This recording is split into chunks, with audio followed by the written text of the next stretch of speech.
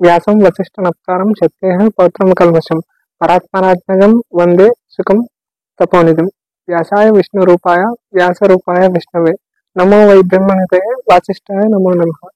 Hi friends, welcome back to our channel. ఈరోజు మనం అమరావతి వైకుంఠపురానికి సమీపంలో ఉన్న శ్రీ భగవాన్ వేదవ్యాస స్వామి సనాతన ధర్మక్షేత్రం దగ్గర అయితే ఉన్నాం. సాధారణంగా మన ధర్మంలో తల్లి, తండ్రి, గురువు, దైవం అని చెప్తూ ఉంటారు. అంటే గురువుకి దైవం కన్నా పెద్దపీట వేశాం.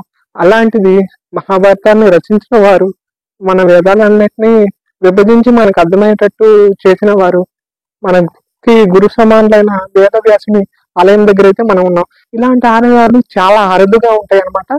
అలాంటి అరుదైన ఆలయాల్లో ఇది ఒకటి. ఈ ఆలయం ఏంటి, ఈ ఆలయం యొక్క విశిష్టత ఏంటో ఈ రోజు మనం తెలుసుకుందాం. ఇంకెందుకు ఆలస్యం, let's get it.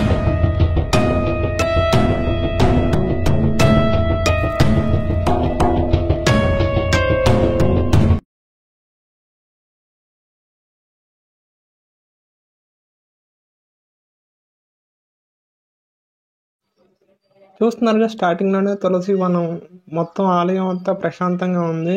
ఒక ఫీలింగ్ అయితే వస్తుంది. ఒకసారి ఆలయం చుట్టూ ప్రదక్షిణ చేసి తర్వాత లోపలికి వెళ్దాం రండి.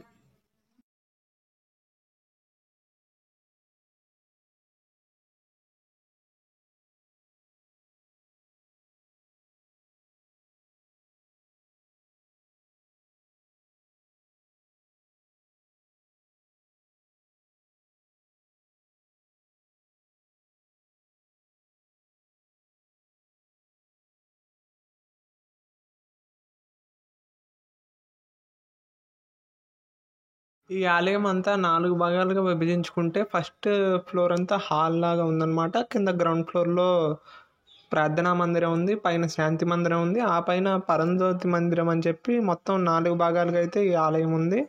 ప్రజెంట్ అయితే ఇప్పుడు మనం ఫస్ట్ ఫ్లోర్లో ఉన్నాం. అలాగే శాంతి మందిరానికి వచ్చేలోపు కెమెరాలో లేదు కాబట్టి మేము ఆ శాంతి మందిరాన్ని అయితే షూట్ చేయట్లేదు.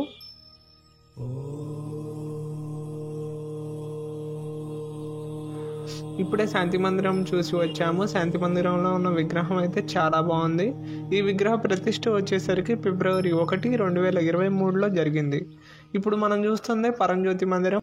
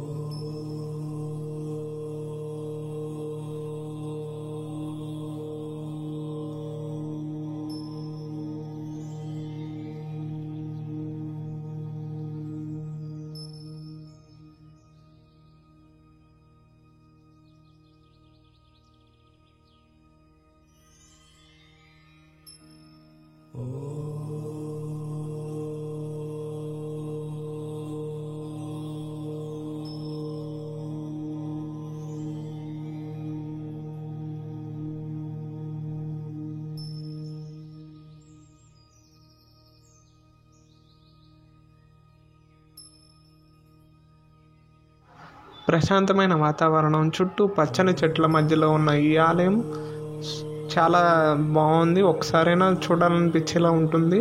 అలాగే కింద ఇప్పుడు మనం చూసుకుంటే గ్రౌండ్ ఫ్లోర్లో ప్రార్థనా మందిరంలో వేదవ్యాసుల వారు మహాభారతంలో ఎక్కడెక్కడైతే మనకు తారసపడతారో ఆ సన్నివేశాలన్నీ చిత్రరూపంలో అయితే పొందుపరిచి ఉంచారు. ఒకసారి అది కూడా చూద్దాం రండి. వేదవ్యాసుల వారి జననం దగ్గర నుంచి తరువాత వారు పాండవులకు కానీ కౌరవులకు కానీ ఎలా ఏ సందర్భాల్లో తారసపట్టారు దగ్గర నుంచి చివరకు సంజయుడికి దివ్య దృష్టి ఇచ్చేదాకా ఇక్కడైతే పొందుపరిచి ఉంచారు.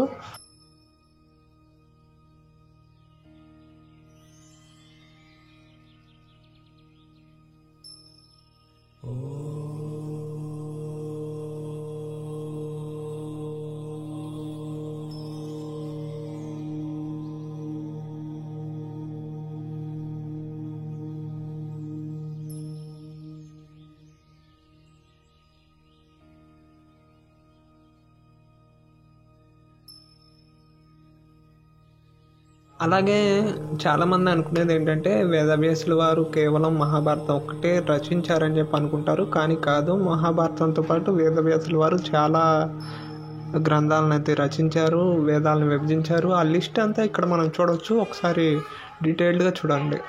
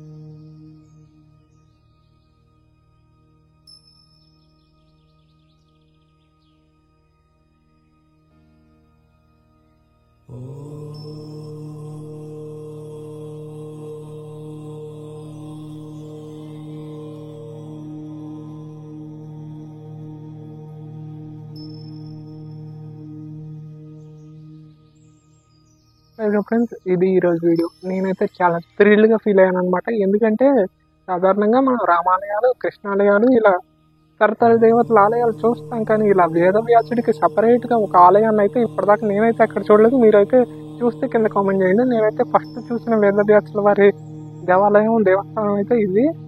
నేనైతే చాలా థ్రిల్గా ఎంజాయ్ చేశాను. శాంతి మందిరాన్ని చూసిన తర్వాత స్వామివారి విగ్రహాన్ని నేనైతే నాకు ఇంకా మైండ్లో అలాగే ఉందన్నమాట విగ్రహం. ఒకసారి మీరు కూడా ఈ చుట్టుపక్కల ఉండి ఇంకా దీని గురించి తెలియకపోతే ఖచ్చితంగా వచ్చైతే చూడండి. కింద ఈ లొకేషన్ లింక్ ఒకటి పెడతాను. Thanks for watching. ఇన్ని చెప్పాను కదా, మరి అది కూడా చెప్పాలిగా. సబ్స్క్రైబ్ చేసుకోండి మరి.